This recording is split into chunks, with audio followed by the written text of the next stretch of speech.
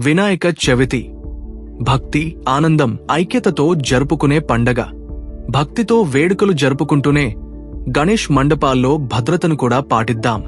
అలంకరణలు మరియు పండళ్లకు అగ్ని నిరోధక పదార్థాలను ఉపయోగించండి. సరైన విద్యుత్ వైరింగ్ ఉండేలా చూసుకోండి. లూస్ వైర్లు, ఓవర్లోడింగ్ ఉండకూడదు. మండపం దగ్గర ఫైర్ ఎక్స్టింగ్విషర్, ఇసుక బకెట్లు మరియు నీటిని సిద్ధంగా ఉంచుకోండి. భక్తులకు స్పష్టమైన ఎంట్రీ మరియు ఎగ్జిట్ మార్గాలను నిర్వహించండి. ఫస్ట్ ఎయిడ్ కిట్లు మరియు అత్యవసర పరిస్థితుల్లో వాలంటీర్లను సిద్ధంగా ఉంచండి. సౌండ్ సిస్టంలు సురక్షితమైన వాల్యూంలో ఉండేలా నిర్ధారించుకోండి.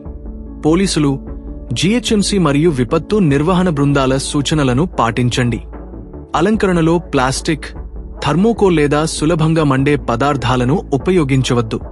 మండపం లోపల క్రాకర్స్ కాల్చడం లాంటివి చేయవద్దు.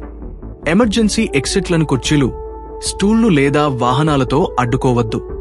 మండపం సామర్థ్యానికి మించి రద్దీని ఎప్పుడూ అనుమతించవద్దు. మండపాలను విద్యుత్ స్తంభాల కింద లేదా ట్రాన్స్ఫార్మర్ దగ్గర ఉంచవద్దు. పండళ్ల దగ్గర బిగ్గరగా పటాకులు కాల్చడం మానుకోండి. మనమందరం కలిసి భక్తి, క్రమశిక్షణ, భద్రతతో గణపతి బప్పను ఆహ్వానిద్దాం. మీకు, మీ కుటుంబ సభ్యులకు వినాయక చవితి శుభాకాంక్షలు.